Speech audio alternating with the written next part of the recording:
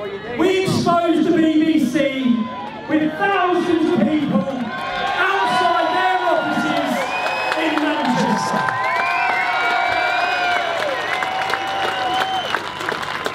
The British public do not trust you anymore.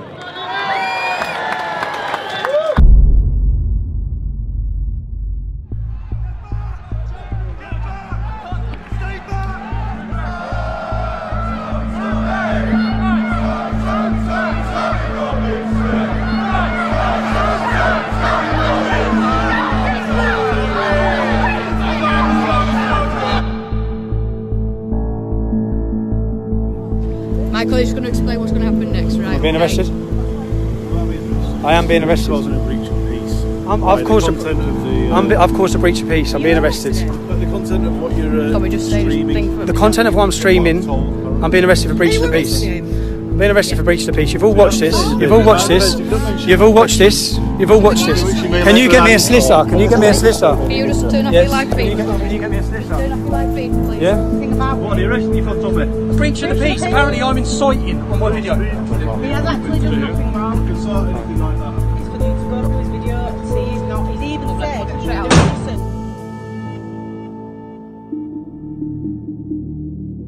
listen. Since my activism started over a decade ago, the establishment, the police and the media have all been trying to take me down.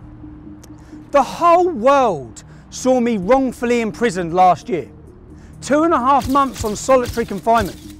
What was the response by the media to that unlawful detention?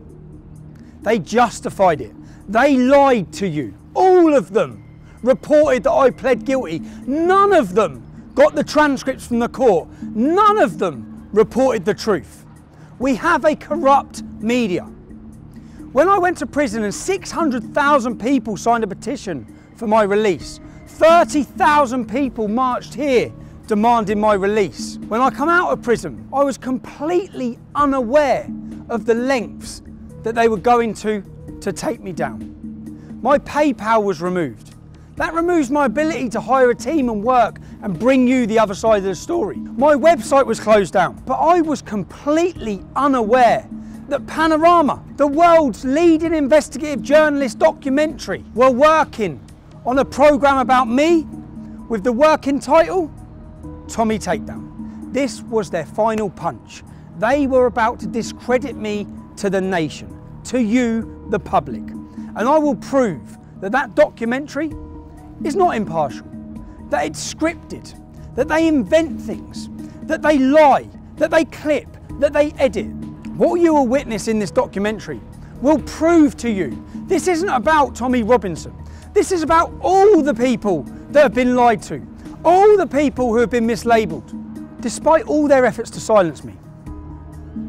It became very apparent that something far more sinister was going on. With the collusion between the establishment, Panorama, and a far-left extremist organisation called Hope Not Hate. You're going to hear about the tactics they use to get the narrative they want.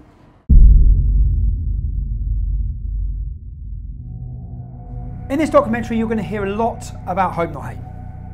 It's important you understand who they are. Hope Not Hate is a so-called anti-fascist organisation who formed in 2004.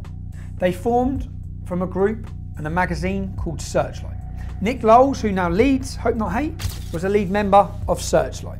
In 1984, Searchlight worked alongside Panorama to fraudulently edit footage which they were prosecuted or taken to court and sued for. They paid £1 million damages to Conservative MPs who they wrongfully edited footage to link them with far-right extremist groups. Hope Not Hate brand themselves as an anti-fascist organisation. They're there to tackle fascism. In reality, they label, slander and attack anyone who speaks out against open borders or against Islam. The worrying thing is they have a lot of influence.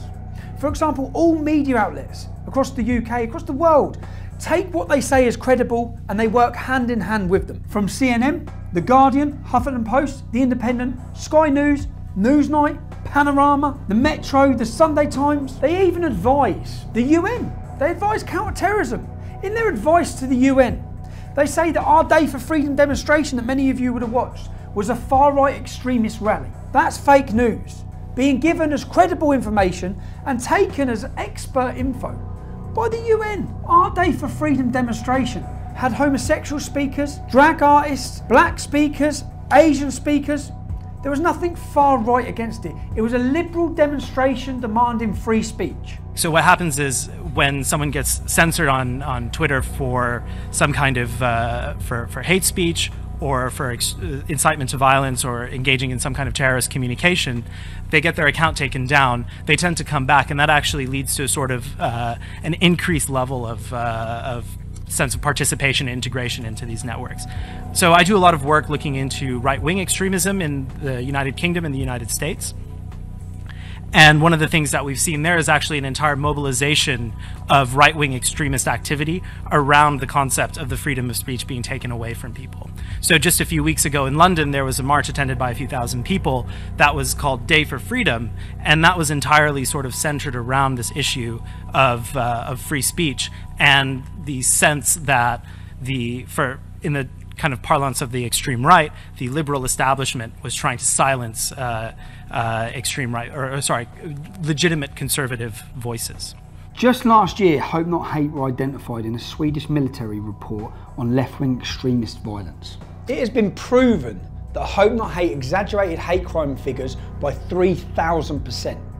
Nothing they said after that point should ever have been taken as credible, let alone taken by journalists without checking anything and spread around the world to demonise and slander people and organisations. They play a key role in pressurising social media giants, whether it be with petitions or requests from MPs that they're working alongside with to say who's promoting hate. Not who's promoting hate that would breach laws in this country, but who needs silencing with their opinion. They're now teaching your children in schools about fascism. If we take a quote from their original spin doctor, Dan Hodges, from his quote you'll understand the tactics they use in this documentary. It was a no-holds-barred, bare-knuckle PR.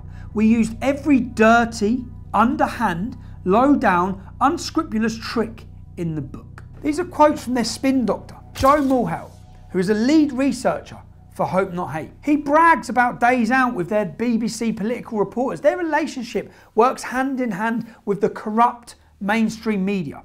They do the reports, the media then use their ammunition and their labelling to attack people and organisations, to demonise them and slander them. In 2015, Joe Mulhall used the hashtag Antifa on several occasions. The reason why this is so relevant is when you understand who Antifa are.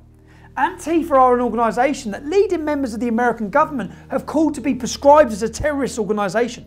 They balaclava up, they mask up, and they violently attack people who they're told to attack, and organisations which are highlighted to them by groups and organisations like Hope Not Hate. They find out who you are, they contact your work, anyone who steps above the parapet.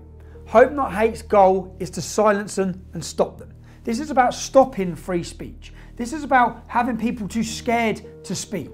We'll speak with one gentleman now whose life has been completely changed due to him voicing his opinions. He broke no law, committed no crime. But wait till you hear what Hope Not Hate done to him.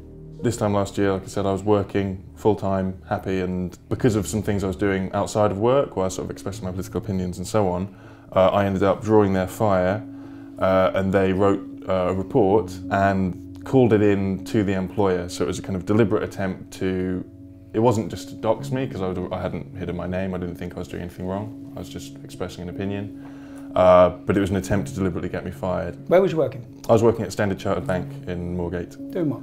I was an associate, so I'd been there from a grad. I went to Bristol University and then went into the bank straight afterwards. So I've been there for about just around 18 months at this point. So a good career? Yeah, it was going well. Internally, there'd been no issues. When you say you got involved, you was giving your political opinions with regards to? Obviously the controversial stuff, so immigration, Islam, these kind of issues, but not in an extreme way, nothing you wouldn't happily say to anyone. Just so we can get clear, we're not talking about committing a crime, we're just talking about speaking openly about immigration and Islam. Yeah, and no one had a problem with it. That's the whole point that kind of strikes me about it. So it's not like anyone made a complaint, nothing's happened, so what did Hope Not Hate do? So Hope Not Hate, one of their, I can't remember which, but a team of their researchers wrote a small report. They were calling up multiple offices at the bank, and they were also focusing, because obviously we have a very big presence in the Middle East. So they were focusing on officers there to call them and just basically say, you've got this guy working for you, he's an Islamophobe, he's a racist, blah, blah, blah, all of which obviously isn't true. I remember I was just sitting at my desk and I get called in by the MD and he sort of says, have you been saying this? And I say, yeah, no, I have. I didn't see it as a problem. The same guys were going to a lot of journalists trying to flog this report as well to make a big story out of it. Eventually, in around the summer of last year, you get this article, and it's very vicious, and it's obviously largely lifted from the report that came out a few weeks earlier, using slurs, using kind of nonsense labels, calling us Nazis, all that kind of thing. Calling you Nazis with any evidence? Was there no any evidence to anything whatsoever you've said? At all. It was made up with a very clear intention of making me lose my job, and it's a common tactic. And you did lose your job? Yeah, I was suspended, and then once the coverage happened, they obviously, whilst previously, like internally, the bank I think had kind of thought, well, maybe this is just an attack piece. Once there was coverage, obviously it's their reputation on the line. So then, pretty much immediately, I was fired. I have worked. Just so that the public understand this, you committed no crime. Okay. You speak outside of work about immigration or Islam with no hatred. No hatred. Just facts. And because of that, where are you now? How's your life changed? What do you see for your future now? Financially very difficult, of course, because it kills your income. And then there's knock-ons from that are always a pain. Okay, well thanks, and I hope you, I wish you luck and try and get your life sorted. Me too. Yeah, good luck. Thank you. So you've heard from Tom Dupree. You've heard how his life was changed simply for expressing his free speech due to the actions of Hope Not Hate. Later on in this documentary, you'll hear recordings of Caelan Robertson and George Llewellyn-John to see how their lives have been affected. Caelan and George used to work with me at Rebel Media, and when I went independent, they come to work with me there. When I was released from prison and I met with them, they said that they had been intimidated and threatened, and for that reason they couldn't work with me. I'd just been released from prison. I wasn't in a good state, and I thought they were just saying that because they wanted to go and work with Lauren Southern. Also, you'll hear recordings from Lauren Southern. Lauren Southern is a leading political activist from Canada. She now works as a journalist making documentaries. In those recordings, you'll hear about allegations about how they've suffered due to the actions of Hope Not Hate. So I've been contacted by Lucy Brown, who's an ex-employee. The last time we spoke to each other, we were screaming obscenities at each other. Now, she's been contacted by Hope Not Hate and by Panorama, who are working together on a project against me, work entitled Tommy Takedown. So I'm on the way to see Lucy. I'm actually really concerned and worried about what it is they're up to, because I know everything they've tried to do to take me down hasn't worked. So let's see what's next. Last time I spoke to you, I screamed some obscenities, some terrible things down the phone. So did I. I also have a surprise for you. Go on. I thought I'd commiserate it, so I actually got your prison number. No, you haven't. To remind myself the happiest day of my life. What?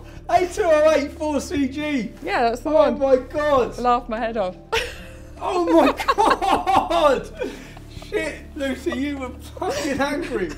How have we ended up sitting here? And what are we talking about? Well, I received a very interesting email from one John Sweeney a couple of days ago, who is a big, was it BBC presenter for Panorama? Yes, apparently he's quite well known. And he's asking if I want to go for first it was a cup of tea, but then it was a pint. And he'll come all the way to Cambridge to see me. And I think he wants some dirt on you. You was approached by Joe Mulhall? Joe Mulhall, yes, Hope Not Hate. So you're approached by Hope Not Hate, who told you, I've seen what they've told you. Yep. They told you that there's a Take Tommy Down. There's a Tommy Takedown. Tommy Takedown? Yes, and they've been taken on as sort of advisors to the BBC to help them with interviews and to get information about you. How easy would it have been for you to... They offered me £5,000 for a front page story about you being a twat. What you could have done, you could have absolutely destroyed me, and my life, and my name, and my reputation.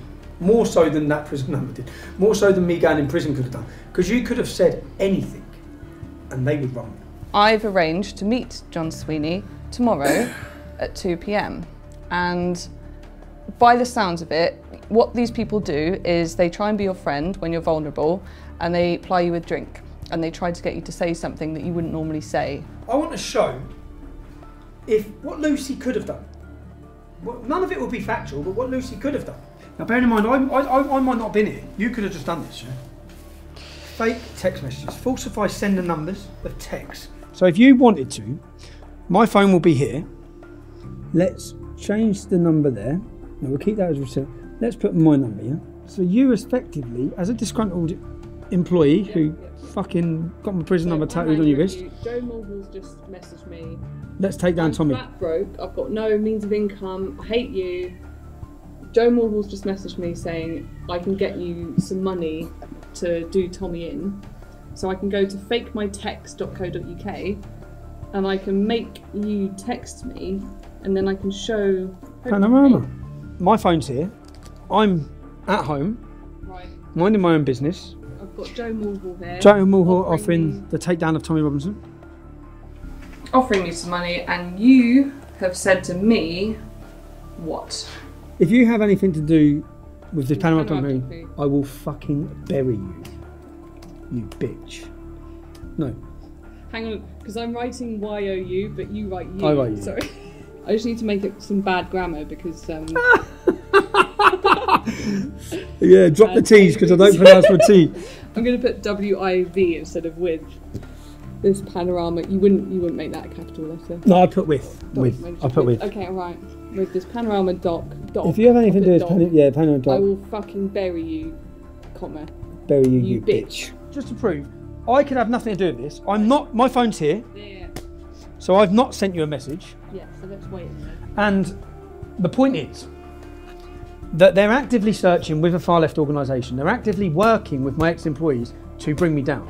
What I want to prove here is how easy it is and how many other things in this documentary have been faked on me. If you had anything to do with this panorama doc, I will fucking bury you, you bitch. Can you focus on that? So I didn't send that. That's sent from my computer. My phone has not sent you a single message. Now, Panorama are the biggest investigative journalists in the world. Yeah. So I don't see how this can work. If they wanted to do a proper investigative journalist piece, they should look at the crime that I committed. Was it criminal? Did the judge act out of law? Were my human rights abused? One of the biggest cases in this country's history in modern time. Yeah, 600,000 people signed a petition, 30,000 people marching, ambassadors from the American government, every political party in Europe talking about it. The most talked about court case in decades, but they're not bothered about that. This is fake. Yeah. This is going to be falsified. This is not me. And I want to see if this, by a disgruntled ex-employee, could make its way around the world. I'd like to see how much power Hope Not Hate have over the world's media. Yeah, basically.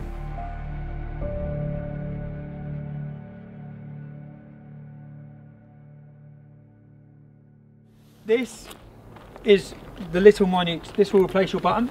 Cool. This will go into your button anyway. This is how we'll record. And are you nervous? No. You should be. You should be. And well, let's just wait and see what we get from this. Time will tell, but good luck. And don't do anything I wouldn't do. Thanks, mate. See you later.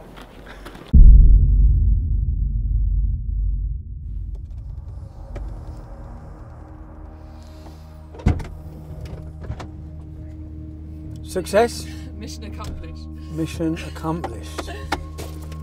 Let's see. Crazy? Not crazy? Good? Not good? Lots of alcohol was consumed tonight for the greater good. I can smell it. You'll see. You took it for the team. I only drunk for the team. I did what I had to do. Right. Let's get these files sorted. Let's work out what we've got. We've got lots of footage to go through, but straight off the crazy thing for me is you're steaming. Which is a champagne and a double gin. Thank you. And then we're going to have some red wine, but Thank you so much. we'll panic about that at the appropriate moment. Thank you very much. Thank you.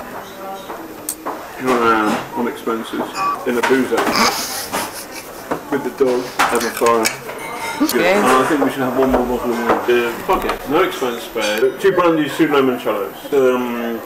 This is from the Cassis, or the Keel Royale, but even better is another version which is with blackberry, blackcurrant liqueur and champagne. Kir Royale. Have you got any flaming Sambuca? And then 2 Kir Royales. And then the bill. Lovely, thank you. Thank you very much. I think we've got to do a runner. It's a joke. It's fine. I don't care. Not only, I really don't care. Good. Service included. So make it 220. Thank you very much. Was this on BBC Expenses? How much alcohol's been consumed? I've heard him mention 3 bottles of wine, champagne, flaming Sambuca, all in 5 minutes. And you can hardly sit up. So, for me, that's an expensive scandal that the licence fee payer is paying for. Should we be paying for you to get pissed?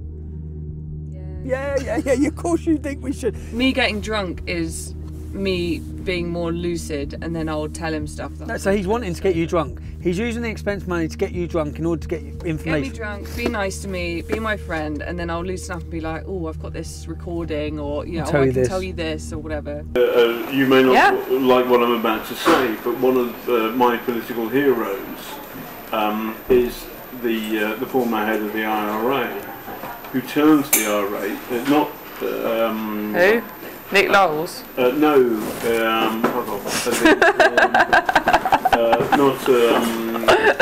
guy got on well with the Queen. So there are 2 of them.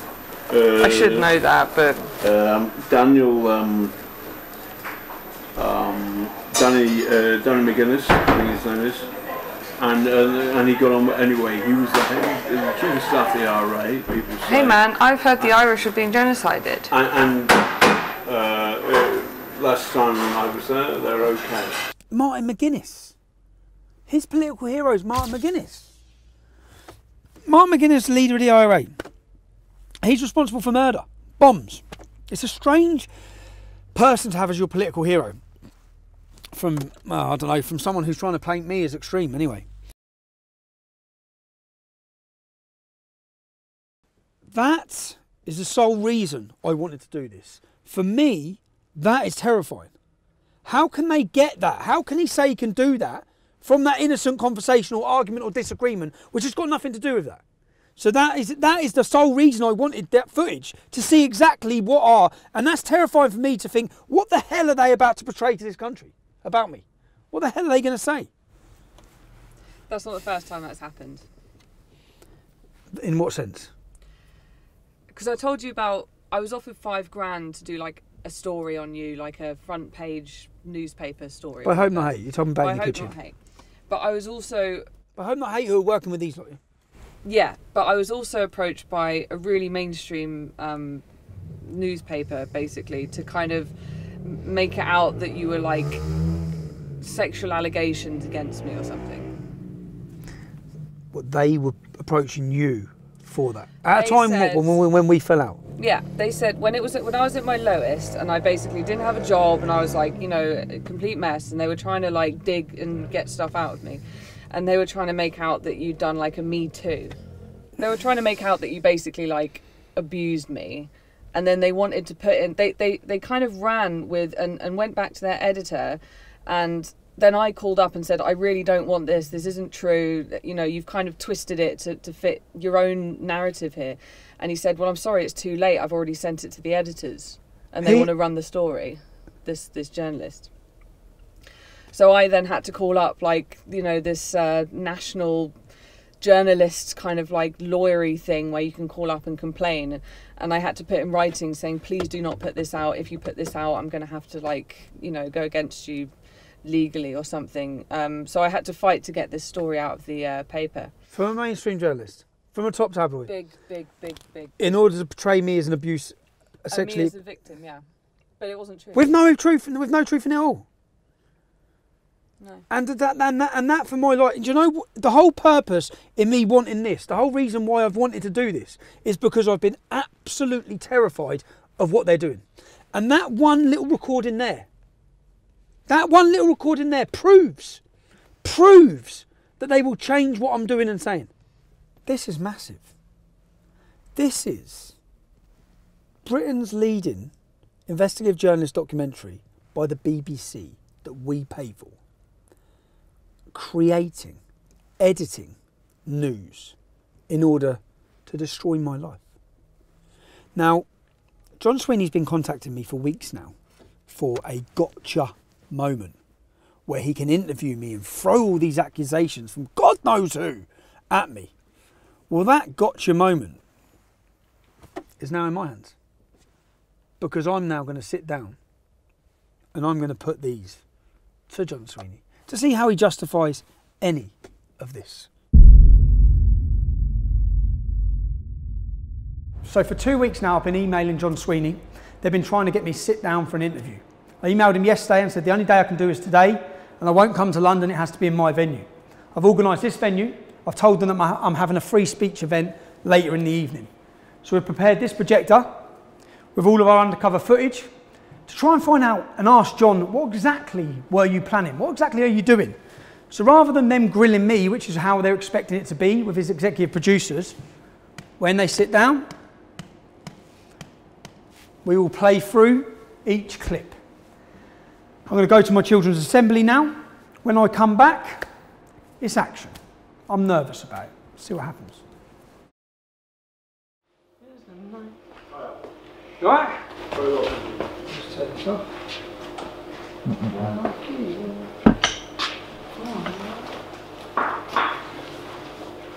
Hi, fine. How you doing? Thanks very much for doing this, thank you. Good morning.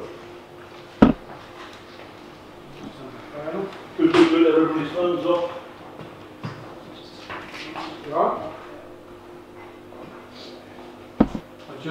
Before we do start, I just wanted, because I am paranoid of fair and balanced reporting, I just wanted to clear a couple of things up with you while we're here. Is that all right before we start? Okay, but you're recording, I think, aren't you? You're okay. recording, and so aren't you? That's fine. Yes, okay. That's okay. fine. So we're not starting yet? No, we don't have to start the interview. I just want to clear a few things up. So, this is a panorama documentary. You wouldn't be working with an organisation called Hope Not Hate on this documentary, would you? In order to find people to give negative opinions of me. No. No? What we're doing is we're making a panorama documentary. The BBC makes all the editorial reports. Okay, so it's a BBC, because it'd be quite strange for the BBC to be, how the BBC could be impartial on a documentary when Hope Not Hate are an organisation who are funded specifically to destroy me. There are two separate entities. Okay. The BBC, I work for the BBC, this is the BBC Panorama production. Okay, can I just quickly show you something here? So what this is Joe Moorhouse from Hope Not Hate. And what he says in this message is that Hope Not Hate are steering this documentary. My name's John Sweeney, okay. and I'm the reporter for Panorama. Okay, John. So what this other guy says, he's not steering. Okay, are you aware of any threats or blackmail that's been made to any of my ex-employees to give negative information about me to you? Are you aware? No. Well, can you just listen to this one? We were basically threatened with the most horrendous shit you can possibly imagine for 3 months, constantly, to do this. Constantly. Because basically, why they have dirt on us is when we left Rebel, I don't know if I told you this, when we left Rebel, we were really fucking angry, and none of the media would take all the stuff we had on them. So Nick Close reached out to me on Twitter and he was like, oh, meet up with us. And we were like, oh, okay, like we weren't working with anyone then. So we were like, yeah, fuck it. And we met up with them twice and we were like, we can write a book on Rebel Media. We can write a book on how they've scammed people and this and this and this and this and this. And we were like really conniving with them. One of the first things they started threatening us with, this only started 3 months ago. We had no contact with them between 3 months ago and leaving Rebel, nothing. They started messaging us saying, we need to meet you, this is really serious. And then when we met them, they said to George, I wasn't there, we're going to release all of the meetings that you've had with us, threatening Rebel Media and talking shit about right-wing personalities and bitching about nothing serious, just saying, oh, their pants. And they're going to make you, and we're going to basically expose you. And also, we've got 6 signatures from the top trade unionist organizations in the country saying that they're going to come after you, and the government have opened a new department which we're advising on counter-terrorism, which are going to prosecute you for writing scripts which have incited the Darren Osborne terrorist attack. And it was like, they were basically like, you're going to fucking go to jail and you're going to get exposed for meeting with us if you don't work with us. This is what it all comes down to, this Panorama fucking thing. And Hope Not Hate were there standing next to the BBC producers. When you went for the meeting with Panorama, who from Hope Not Hate was there? Nick, Joe, John Sweeney, and the producer. So, like, Hope Not Hate were, like, fucking terrifying, and they, like, did, you know, they blackmailed us. They felt like Joe fucking used the whole thing to try and get into Kaylin's pants. This is how bad it really was. When we pulled up in London, this was the day I dropped off the suitcase to you, right? That I went straight off from there, I can't remember where it was, to go and do this interview with them. They hired out this big car park warehouse thing. They had a little chair in the middle of it. I walked into this room, sat down. It was a cameraman, it was the head producer, it was Nick, and it was Joe. And then I started getting really nervous because she was saying, how much money, name numbers, name figures. And I was like, well, it was enough to pay for us to make videos, and all the money was spent on kit. And I was just saying vague shit. And then Joe said, can we stop the interview, please? And then I was like, okay. And then Nick went, can you come with us, Kaylin? And then Nick and Joe took me to the other side of the warehouse and said, Kaylin, you really need to give them more information than this. You really need to open up a little bit more, because this is really not useful to them. They're probably not even going to use this. You need to go into specifics. You need to go into numbers. You need to at least show them something. Were they threatening you at you? Breather, have a cigarette, and we'll come back to it. Were they threatening you then? Okay. I had a cigarette, and I went back and I sat down, and I still couldn't really do it. And it was really bad. Like, I was like shaking the whole time. That's when we told Panorama that we didn't feel that it was safe, that it was not okay, and that we were basically threatened. Bit of a strange one here, yeah? It's been a minute. I know, sorry man, I know it's 4 o'clock in the morning here, but I've just got off the phone to Kaylin for an hour, yeah? How much have they told you about Hope Not Hate? Not much. Why? You're aware they've been meeting with them regularly? I've met Joe too before. Yeah, I know that Kaylin and George have met with them before. Continually met with them? When you was doing your Borderless documentary, Hope Not Hate flew out to Italy to meet them? I don't know what they were talking about, but for the most part, like, I think they're just afraid of them. From what I've been told, it's like they're like, oh, they're kind of blackmailing us, like, hang out with us, or else we're going to get you guys arrested or whatever. So they've just met with them. So hold on a second. I work for Panorama. Were Hope Not Hate present in that interview? Were Hope Not Hate present in an interview with Kaylin Robertson? I work for Panorama, and we are doing a film about you. Are you aware of blackmail? Are you aware of Joe? Look at me. Yes. I'm a reporter, and I'm asking you a question. Okay. Right. I get the point. Are you aware? Let me ask you one question about that. Okay. Then we can start. Are you aware of indecent images sent by someone from Hope Not Hate to Kaylin Robertson? I'm aware of the allegation. You are aware? I'm aware of an allegation, and I do not think it credible or serious. If I'm wrong, you can put that information out there. If somebody has been blackmailed, threatened, intimidated by an organisation that is steering your documentary. It's not serious. Okay, can we hear the next one? Play the next bit.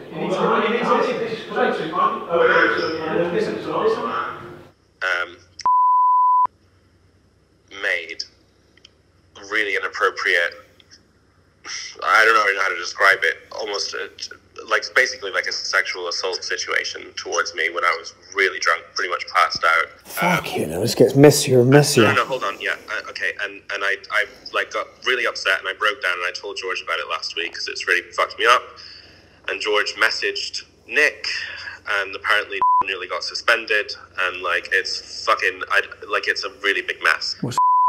I'll come to Milan to see you. Who'd he come with? Nick. He come with Nick, so Nick was with him? Yeah. And what did he do when he was drunk? Nick wasn't there at that moment. Nick had gone home.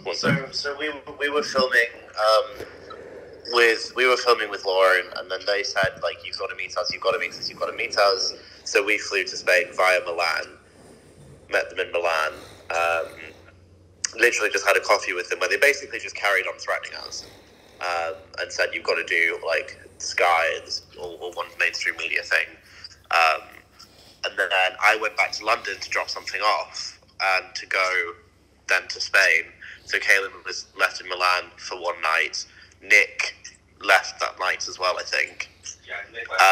And then this is when this thing happened. Caelan said that he was basically really wasted, that he thinks let himself into Caelan's room. And basically, yeah, Caelan kind of woke up and was like half naked, like trying to do stuff with him. And then Caelan said no, and was like, oh, you don't have to tell anyone, blah, blah, blah, blah, blah. Caelan was like really fucked up about it. So this was like 3 months ago, or 2 months ago, and Caelan only told me about it last week. So I messaged Nick saying, like, we need to talk, what the fuck is going on? And then Nick said that he's like doing an investigation into it. George also messaged Panorama saying, guys, Hope Not Hate raped Caelan. Hello? Hi Joe, it's Tommy Robinson. Oh, hi there, how's it going? Yeah, not bad. Obviously you're aware I have a documentary coming out on Saturday. I'd just like to ask you a couple of questions quickly about your involvement. Bear with me, I'm not going to be able to do it over the phone, I'm afraid. I'm not going to I'd have to speak to colleagues before I can do anything, I'm afraid. So you can't just answer why you were you present during an interview with Caelan Robertson and Panorama? I'm not going to be able to talk about anything on the phone. Why not? Why not? Well, you can't just ring someone up. If you want to speak to me, you can drop me an email and we can. This is just your opportunity to counter what's being said. I'm not going to answer any questions over the phone, although I don't see what's the issue there is, even if I was. Really. So, were you and Nick Knowles present during an interview with Caelan Robertson and Panorama? I've said everything I'm going to say to you, Tommy. I'm not going to answer any questions like that. If you want just a yes or no. It's just it's a simple yes or no. Simply, look, Tommy, we're wasting time here. Okay. We must ensure we avoid bias or an imbalance of views. Our output will be based on fairness, openness, and straight dealing. Contributors will be treated honestly and with respect. There are people being intimidated and blackmailed into giving negative reviews against me. The men who are doing it are present during your interviews. You're saying you're independent. Now, John, when it comes to fake news, you're John Sweeney, so I'm going to separate you from these allegations that are being made. There are allegations. There are allegations. We can agree on that. We can agree on that. Okay, so these are allegations. These are allegations. And there is no evidence apart from your words or their words as to the substance of these allegations as I understand it. And I know. We have it behind on tape. Okay, John, would you tell anyone what they have to say in an interview about me? No. No? Play the next one. We only, the BBC, we only do questionnaires. So here's, it's a volunteer army. I want you to be comfortable about it. So is there anything you don't want me to ask about? I'm not supposed to ask this. I'm not supposed to ask this. I'm not supposed to ask this. So I'm going to ask you about, I'm going to take it through. What I want from you is the following. Simple two things. One, people like us, the BBC, the establishment, have not listened to what Tommy's been saying, and that's bad. Yes. And so the extent to which the entire conversation about Islamism, extremism, about what that means for ordinary Brits up and down the country, closing that down, shutting it off as racist full stop is wrong, and that's bad, and that goes in the can, and you say that, and that will appear in the show. The second thing is, but there's something, my own personal experience, it was difficult, because I was a good trooper, and then suddenly I was friends with the dogs. As a human being, he's funny and charismatic, and can be great company, and he's not your he's not a Nazi. Number three, partly because of the pressure, partly because of the chaos, you fall out. It's horrible because he turns on the mic. And those three elements are fair and good, and those three elements will appear in the show, I promise you. He has... Deal. We'll have a proper ding-dong. Okay. Because there's a lot of people and the good stuff, your stuff, goes in. So there you are, So John. I don't have to put on the record, John? I don't have a problem with that. Because I'm not, no. I'm saying I'm putting, after a long conversation, I've got the whole conversation, John. which you haven't No, done. I've got you 6 times telling that individual what they must say. Now let's go to the next one. Gilligan wanted to make it sexualised, and he wanted it to make it out like you basically like Harry Weinsteined me.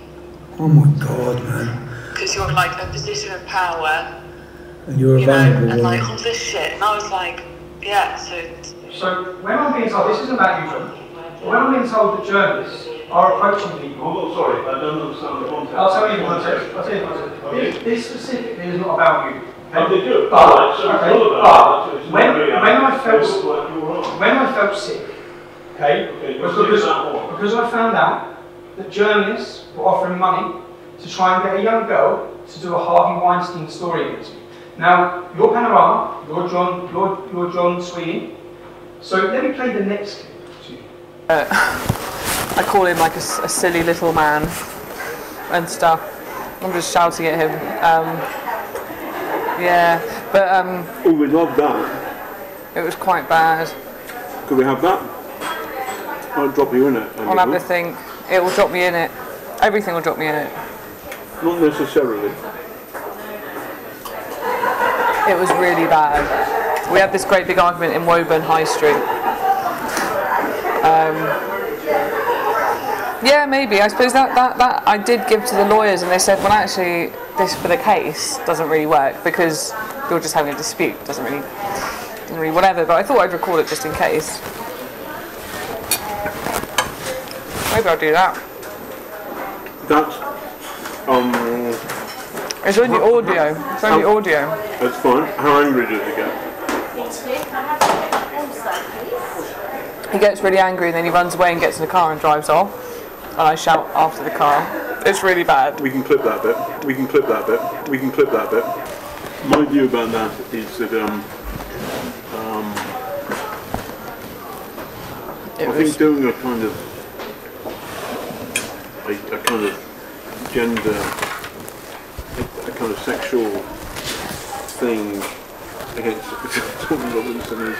The person I was talking to there was worried about whether she would be identified. Now clearly that tape is now in your hands, so it would seem that she's working. John, you said you was clip footage to make. No, you said you I didn't say. Do you have any idea what implications? You tried to turn a normal argument into a sexual matter. No. Yes, you did.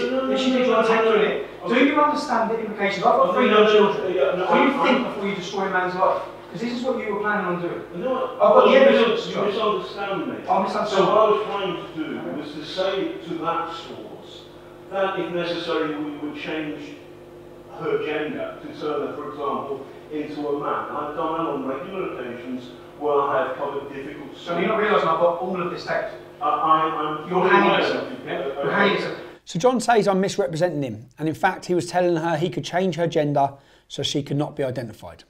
Let's just hear that clip again. I think doing a kind of gender, a kind of sexual thing against Tommy Robinson is. We can do a kind of gender, a sexual thing against Tommy Robinson. Nice try, John. We should not present invented material as facts or knowingly do anything to mislead our audiences. I've done 10 years worth of demonstrations. I've had cameras on me absolutely everywhere. And what they've been trying to expose and find is possibly that I'm a racist or I'm a homophobe or something like that. Yeah? I had you undercover for one boozy lunch, and you were repeatedly racist. To do a cab too. I pre-booked because the dog makes it more difficult. Alright. You know why, don't you? Wine? Because... Oh, why? Yeah, there's loads of Asian cab drivers don't like taking dogs. How dare you? How dare you? Where's my phone?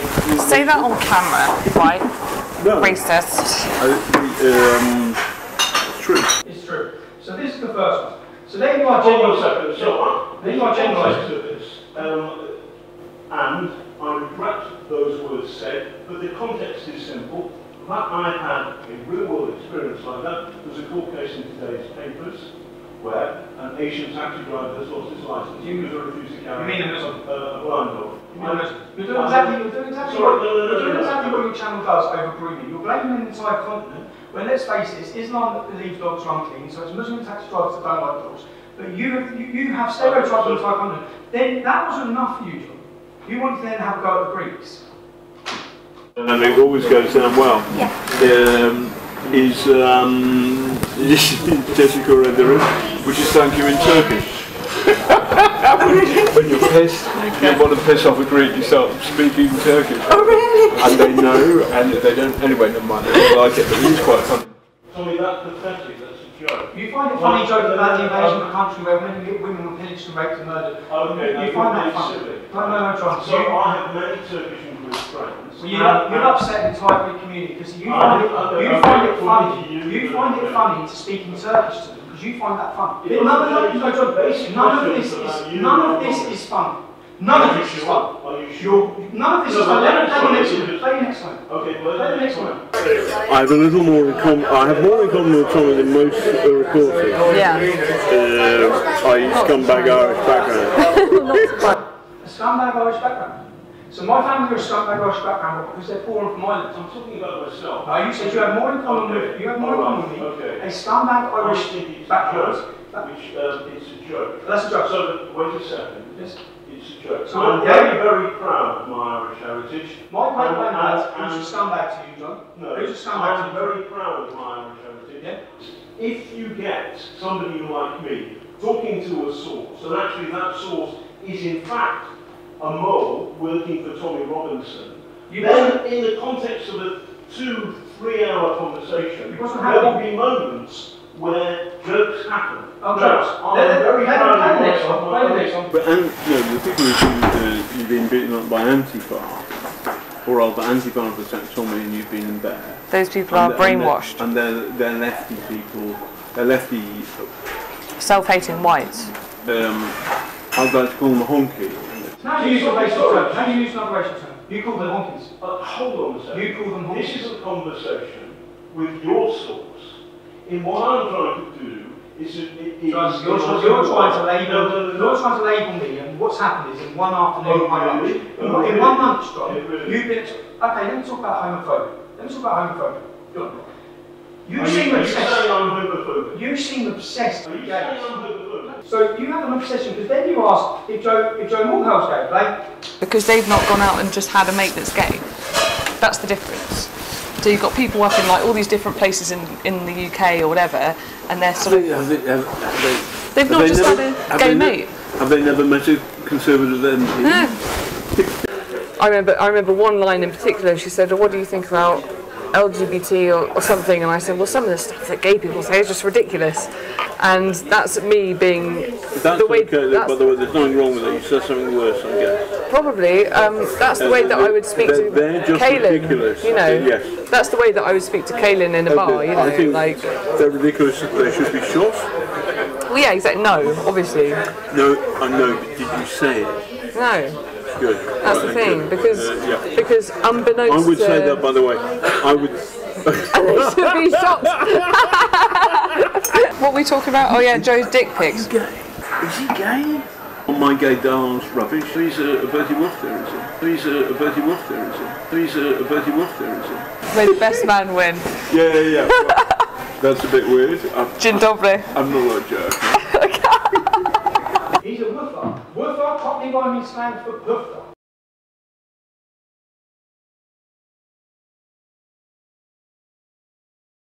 Presenters, reporters and correspondents are the public face and voice of the BBC. Puffer is when you ask, you're able to explain. That is the most derogatory term you could have used possible for a homosexual person. Oh, come on. John. My oldest friend at university is gay. Is it okay to use the lost my temper with the Church of Scientology. I was defending the gay. Is it okay to use the terminology woofer? Is that okay? It's not great. Is it okay, John? No, it's not. It's one of the most derogatory terms. No, it's not derogatory, but the idea that I'm homophobic is not true. Let's get down to the reason. Let's get down to the reason that you and all of the media, you're trying to destroy me with a fabricated. We're trying to give you. You're blackmailing people. Okay. You're lying. You're telling. Listen, John. You're blackmailing or alleged to blackmail people who are in your meetings, in your interviews, whilst young men are being. And you are the man who's making the allegations. All in order. No, I'm not. You've just heard the people making the allegations. I'm not the man making the allegation. You've heard those are witness statements to my solicitor. Now let me go to the next one. Let me go to the reason why. Let me go to the reason why. I have to ask you a question. You can ask me a question, isn't it, mate? Because if it hasn't been on the end of a deception, let me go to the next I one. want to know about it. Okay, let me go to the next one. Okay. This is the reason. So now everyone understands the reason why the elite, the classist elite. Don't call me elite. Am I a cannibal? Let me play the next one. I've met Danny. Danny was, I was working on some film on Newsnight, and Danny was in the green room. It was unusual to meet a white working class male in the Newsnight green room, and I was in the same way. Who's normally in there? Sorry? Who's normally in there? It was so unusual that me and one of my mates, we went down there to have a drink with him in the way that you would do with somebody from the, you know, a cannibal from the Amazonian, from Amazonia, or maybe a creature from that. So working class white male is a cannibal from the Amazon. No, that's what you said. So you're on camera. Okay, so wait a second. You are a classist elitist. The way you view working class people is a disgrace. The reason we have the problem we have is because of journalists like yourself, from the background you're from, sneering down upon our community. Sneering down, thinking you're better than us, and let me just. My understanding of the Labour Party today is they're almost like blooming, I don't know, activists. Well, they're social. The point is, you hear much more accents like yours and mine, rather than fuck off, rather than Tommy's. So the Labour Party, they will have accents like yours or hers, middle class, rather than fuck off. You believe the working class vocabulary is simply fuck off. That is your classism. What I'm doing here, John, is I'm exposing you, I'm exposing Panorama, and right now, John, because right now, so this text was sent to us, yes, and this is the text from that source who's on that video, okay, and the text is from you. If you had anything to do with this Panorama doc, I will fucking bury you, you bitch. Did you send that text? Point proven. I have video evidence that did not come from my phone, and here you are about to betray it to an entire nation. John. No, I'm going to ask you a question. I've just told you an answer. Sorry, okay. This would be, right now, this would be going on a documentary that would be aired to the entire British public. It wouldn't be, because we would put the right of reply. And here's the right of reply. Is this true? Is this true? As I expected, they did not bother to verify the authenticity of that fake text message in their hunt to take me down. John says he would give me the right to reply, to which I would say it's fake, but the fake allegation that I threatened to murder my ex-female employee would effectively be aired to millions of people across the world. And I'm certain every national newspaper would run with the headline, Tommy Robinson threatens to kill female employee. I wanted to prove, and I've just proved, how easy it is for fake news to be created and for people to be targeted and their lives destroyed. You have been harmed.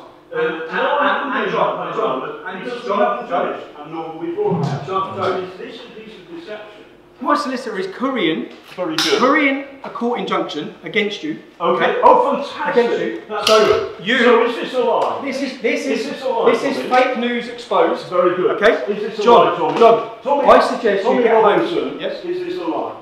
I never sent that message from this phone. This is my phone. Oh, you didn't send it from that phone? It wasn't sent from the phone. I didn't send it. Oh, hold on. It wasn't sent from the phone. I didn't send it. Is this a lie? You'll be able to catch it all in my documentary. You'll be able to catch it all in my documentary. No, we haven't finished our we're finished. No, we have finished. In fact, John, you've finished your career. You've finished your career. You think so? I know something. I know something. Homophobia, racism, extreme. I'm not a homophobe. You are. And I'm not a racist. You are. And I'm not. Okay. What you was is a lie. What the establishment. And what this is, mate, this is a skit show. What the establishment was about to do to me, they were going to destroy my name, sexualised comments. I'm not a member of the establishment. Yes, you are. We're You're going to do working. none of these things. Are you working with Hope Not Hate on this documentary? No. Have they been present in interviews? We have had some input from some Have they been present in interviews? including your spies. Have they been present in interviews? Not John, not you are fake news. You're fake news, and No, you've been no, proven. no. You've been creating. This is a lie, Tommy. You've been proving. You told us this a lie. Is a lie. And You're on you, camera, sir, bro. are the Everyone's source of the lie. The idea that John. I'm homophobic, that's not John. true. This John. man has lied to us Who's John? through people. John, are you John? So, hold on. You're John. John, I suggest you prepare yourself, because Okay. once this goes live, which it's going to, outside your offices on the 23rd of February, I've got all the evidence of you creating stories, telling sources and people Oh, what hold on to a say. second. Outside It's your all offices, because this is evidence. what you do all It's the time. all Tommy. evidence, John. What you do You know, is everyone's you talking. threaten people. It's all evidence. You always threaten people. And the hate You're you lying. have put up John, online. don't talk about hate when No, you're no, calling no, no. people woofers. You intend. Listen, I'm sorry I called somebody Oh, you a are. woofer. Oh, you are sorry. It's- What about? it's the wrong Are you sorry to the language. Greeks? Are you sorry to the Irish community? Are you sorry? You insulted a Greek woman by speaking Turkish to her. You said you found it funny. I did no It's such on camera, thing. John. It's on camera, John. No, but what You said you would saying is sexualise. that- You said you would sexualise my comments that were innocent. No. Yes, you did. No, You're I on didn't. camera, No, John. I didn't. John, No. the world's going to Anyway, watch this, bro. this is a lie. Good luck with your injunction. Good luck, my injunction. We haven't finished on Panorama. No. And stop threatening people. You have finished, shouldn't bro. threaten Julia Ebner. You think I'm finished? I've got another thing coming, and I can give you that for free. Can you? Okay. Good. Go and find a lawyer. I've already been with a lawyer, John. Okay? Right, I hope they're I've good. already been with a I lawyer. hope they're I've good. already dissected every one of your comments. No, you haven't. Yes, I have, What John. you've done is read the worst possible thing on it. I can defend every can't second defend a of single it. word of it. Yes, I can. And on that note, and I will. You, and on you that are note, all I'm saying the to establishment. you You work for the establishment. is, none of these people are the No, establishment. you are. but- You're working. No, I'm you're not. working with Hope Not Hate. No, I'm who are not. working with the government, and you are all going against me I'm because I not speak out working against with you. the British This government. is a campaign. I understand some of the anxieties that you have. I get that. And, John, why would you be creating one? Why would you tell someone what to say about me? Why would you I tell them? didn't do that, and you're mischaracterising me. You didn't do that. Everyone's No. going to watch this. No, I know Everyone's gonna watch everybody's this. going to watch it, and Yeah. it'll be good fun. But more people will watch Good our fun. Panorama. You find telling. No, please, No, please, no, please. no, no, This no, is my no, life, no. John. It's my life. It's my life too. It's my life too, You Tommy. find it fun. And I You kept find it right. fun to tell someone that an innocent comment is sexualised. Do you know what that would do to my family? okay. Do you know what it would do to my Hold children? on. Do you know what you're doing? Okay. Do you know what you're doing to my family? You have no idea what you're doing to my family. If you'd have got away with what you were trying to do to me, you'd have ruined me. No, You'd have broke my hold on, marriage. hold on a second. You'd have broke my marriage. What you've done is Hold this. on. There's only No, one stop journalist this in this room, John, and it's not you. Okay? Oh, really? Okay. That's it. Okay. You're a disgrace. And in fact, anyone who's been taken down by Panorama, anyone has to challenge now, because there is no integrity in any of the work you've done. You are a liar, you're a fraud, you're a racist, you're a homophobe, all in one interview. This is a lie. Excuse me, Mr. Morris, we're the two executive producers on the program. Okay, well you're in trouble as well. You're all in trouble. You're all in trouble. We invited you for an interview today. You haven't given us an interview. No, I haven't. I've exposed you, okay? You were trying to destroy my life. You have been contacting people. Why were Hope Not Hate present? Why were the leaders of a far-left George Soros-funded organisation, why were they present during the interview of a person which you were goaded in to give bad information about me? Why were they present? Tell me. If this is a Panorama documentary, why were Hope Not Hate present? This is an ongoing documentary. This is an establishment attack on me, and you're part of it. And you've been exposed to the world tonight.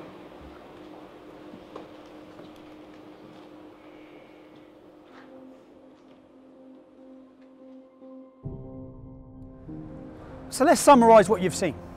You've seen the BBC, who pride themselves on being impartial and reporting the truth. You've witnessed the main man from Panorama telling someone what to say, brokering a deal on what they have to say about me. Now, if he's brokered a deal with her, who else has he brokered a deal with? Who else is being told what to say? They're scripting the documentary. They're also creating and inventing news. Sexual thing against Tommy Robinson. What else when we've got two other people saying they're being blackmailed in order to give negative reviews of me? Who else would have participated in this documentary? What else was going to be said? What other lies and manufactured evidence would there have been on this documentary? You've seen the contempt they have for the working class. The contempt they have for you, the licence fee payer. You pay your licence fee, and if you don't, you're taken to court. Just so the elitist, fake news journalists can travel this country drinking champagne on your expense. Now, if there's one thing that symbolises the BBC, we all know about the fake news. I've just proved to you that they create the fake news, that it's not impartial, that they work with far left extremist organisations. That's been proven. If there's one thing that symbolises them, the BBC covered for Jimmy Savile. They covered for Stuart Hall. Up to 100 children were raped and abused, many of them on the property of this organisation. Let me show you this statue that is at the entrance to the BBC. That statue was sculptured by a man called Eric Gill. Eric Gill was a paedophile. He raped his own daughters. He had sex with animals. He had an incestuous relationship with his sister. When the Catholic Church became aware of this man's crimes, they removed and covered all sculptures made by him. The BBC refused to. They were asked to, but they refused to. If you have disgust now, and you're fed up with paying for this, or for the propaganda they use against you, for the negative portrayal of Brexit, if you're fed up with all of these things, what can you do? I'll show you what I'm going to do, and I hope you follow my lead. You can legally not have a TV licence in the UK. You do not have to have one, okay? None of us asked for the BBC to come into our homes and display their programmes on our TVs. If you're fed up of paying for their propaganda when you don't even watch their shows, you can follow the steps I'm about to take you through now to end that. There's a few things you need to know once you've filled out these forms. It's a myth that the BBC can sit outside your house and detect that you're watching TV. That is a myth, it's not true. If the BBC TV inspector knocks at your door, you can. Be polite, you should be polite. But you can open your door, say I don't need a TV licence, I haven't got one, goodbye, I don't watch live TV. That's it. They have no rights to come into your home.